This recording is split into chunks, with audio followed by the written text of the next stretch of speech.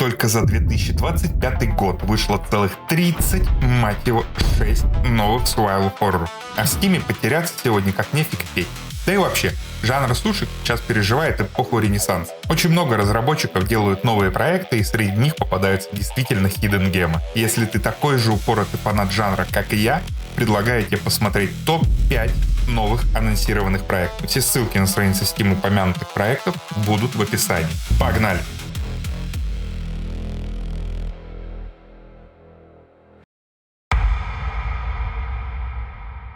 Завязка незатейлива. 23-летний парень по имени Люк пытается найти источник повторяющихся кошмаров, которые полностью захватили его жизнь. Для этого он возвращается в свой родной город, но находит лишь разрушенную глушь.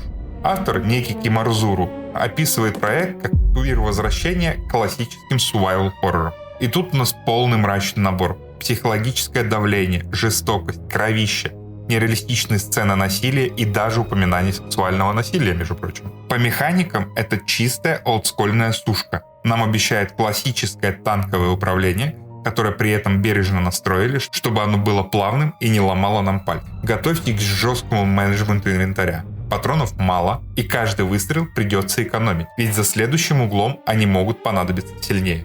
Боевка суровая и завязана на тайминг. Каждый удар и уклонение нужно выверять, чтобы не получить по лицу. Хотя по трейлерам этого особо и не видно. Все это приправлено физическим взаимодействием с окружением. Чего ждать? Пока это выглядит как крайне любопытная индюшка для тех, кто перебирает подобные проекты пачками с целью задушить тоску по классике и готов страдать от нехватки ресурсов. Если разработчику удастся не запороть баланс боевки и выдержать заявленную атмосферу, может получиться очень достойная, злая и олдскульная сушка.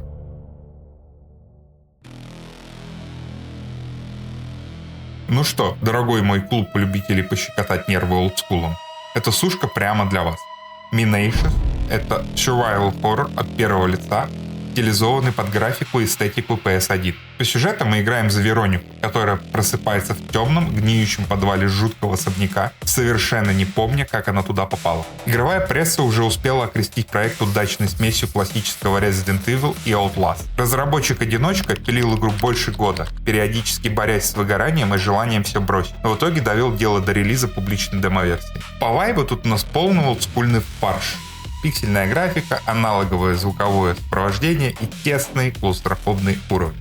Главная фишка геймплея — система выживания по выбору. Игроку предстоит постоянно решать, экономить ценные патроны и красться во тьме с одним лишь фонариком, или же встречать жутких монстров лицом к лицу с огнестрелом. Попутно придется уклоняться от смертельных ловушек, решать головоломки и по крупицам восстанавливать память героини через записки и улики, чтобы узнать правду о падении поместья и таинственном проклятом артефакте. А еще игра очень щадящая к железу. Просит всего 4 гигабайта оперативки, старенькую GTX 1050 Ti и отлично работает на SteamOS и Linux.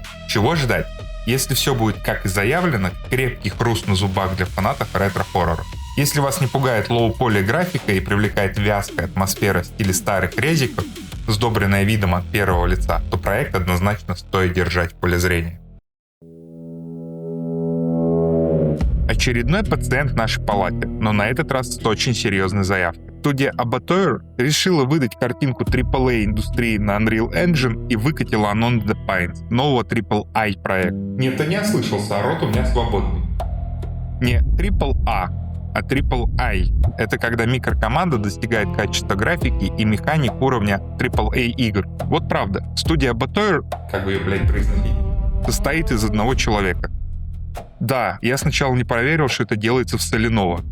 Но, во-первых, на Reddit автор под официальным аккаунтом студии лично публиковал посты с анонсом, в которых четко указано, что The Pines — это психологический хоррор, создаваемый им. Во-вторых, различные игровые издания в своих новостях о проекте указывают, что студия — это команда из одного человека из Нидерландов.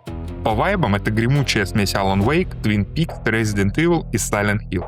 И нет, это не очередной унылый симулятор ходьбы с фонариком, а полноценная psychological horror RPG в открытом мире. Завязка звучит максимально иронично. Бывший детектив Эдвард Уокер, выгоревший после провального дела о пропавшей девочке, по совету своего мозгоправа едет лечить нервишки в элитный ретрит The Pine.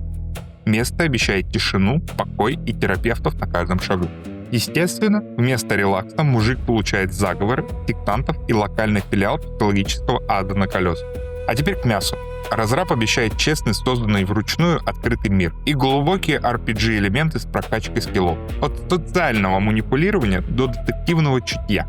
Огнестрелы и патронов кот накакал, поэтому боевка тут контактная, быстрая и тактическая. Но главная фишка, которой игра продает сама себя — Unique Stalker System.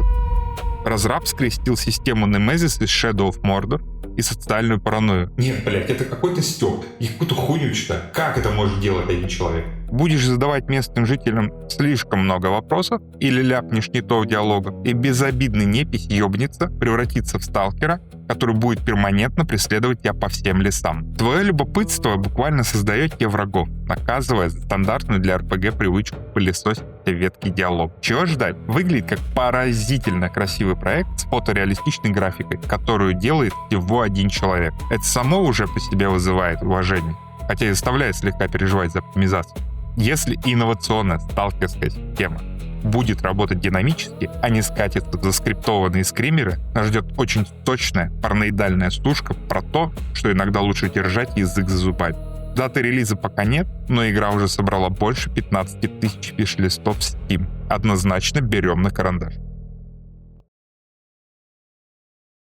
Ну, этой игры бы тут не было, но она использовала survival horror в описании, хотя на вид это скорее симулятор ходьбы с прятками. Игра забрасывает нас в индустриальную пустошь, которая заросла гигантской аномальной травой. Вроде бы вы находитесь на открытом пространстве, но из-за густой растительности ни хрена не видно дальше пары метров, что создает жестокую клаустрофобию и паранойю. За проектом стоит независимая студия Mirabilis Astrum, которая сама себе разработчик и издатель. Информации о них крайне мало. Вроде как это их дебютный проект, который сходу может продать эту стушку местным хищникам. Разрабы прикрутили ему продвинутый ИИ, который выслеживает вас по 3 параметрам: зрению, слуху и, что самое инновационное, обонянию. Это значит, что крысить в углу не выйдет. Ваш запах остается в пространстве, и тварь пойдет по следу, заставляя постоянно двигаться. А если вы еще и кровью истекаете, хищник найдет вас еще быстрее. Игра явно не собирается нянчить с тобой. Разрабы топят за бескомпромиссное выживание и отрубили возможность сейв-скаминга. Сейвы тут жестко ограничены, и до них еще нужно умудриться дойти живым. Чтобы вы не расслаблялись, при повторных прохождениях ключевые предметы каждый раз раскидываются по локациям рандомно. Гуглить гайды по прохождению будет бесполезно. Придется каждый раз адаптироваться на ходу. Из-за этой рандомизации и обилия аномалий в игре предусмотрено несколько разных концовок и путей к побегу. Единственный нюанс — системки тут кусают. Минимум 16 гигабайт такой ценной оперативки на борт. Так как игре на DirectX 12 нужно в реальном времени просчитывать физику этой чертовой травы и сложные ей монстры без экранов загрузки. Чего ждать? Да хрен пойми. Кажись мимо, но любителям поныкаться может зайти. Но в целом это смелый эксперимент, который предлагает чистейший опыт выживания. Это может быть довольно хардкорный и напряженный проект, если разрабы не перемудрят с балансом и ведь хищник, ориентирующийся на запах, будет казаться читером. В этом случае игра задушит и выбесит прямо на ровном месте. Слушайте, мне вот интересно, эпоха нейросетей, да, как бы они всюду. Почему в геймдеве еще никто не догадался взять какую-нибудь простенькую ИИ-модель и запихать ее в игру, подобучить и приспособить ее в качестве врагов? Прикинь, как охрененно получилась бы адаптивная сложность. Типа враг такой херак, ты его убил, он подобучился, в следующий раз ты его таким же способом не убьешь. Пережать бы со сложностью, но так-то прикольно. Нейросети работают на видяхах. Ну, блядь, что они делают, не поймешь. Вот тут у нас не просто очередная сушка, а буквально батя всего современного PS1 хоррора наконец-то решил сделать полноценную игру. Завязка классическая, как в слэшерах 80-х. Девушка Меган попадает в автоаварию на трассе и забредает в заброшенную лесопилку в поисках помощи. Дверь заклинивает, и теперь она заперта в темноте 1 на 1 с Driller Killer, огромным маньяком с дрелью и разумом 3-летнего ребенка. Делает игру Puppet Combo, он же Бен Какутто. Человек, который по сути и популяризировал моду на лоу-фай хоррор с VHS-фильтрами. Ну, ты, в общем-то, если ты играл в его предыдущие игры, ты прекрасно знаешь, кто это. По вайбу тут чистый грандхаус и техасская резня бензопилой. Никаких тебе современных удобств. Прячься по темным углам, решай олдскульные пазлы.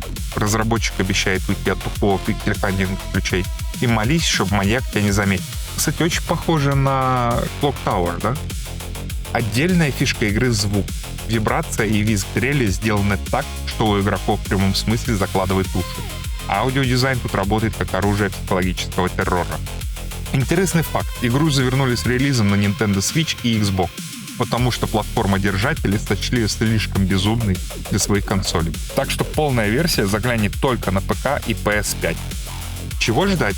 Это будет жесткая, бескомпромиссная и очень грязная сушка для тех, кто любит эстетику старых кассет и атмосферу тотального дискомфорта.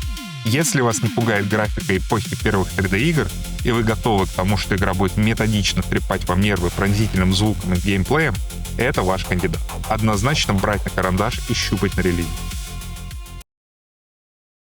Ну вот и все на сегодня. Пиши в комментариях, какую из игр добавил в свой виш-лист, или порекомендуй проект, который ты ждешь. Жмакни лайк и подпишись на канал, чтобы не пропустить разбор следующей игры, который вот-вот выйдет.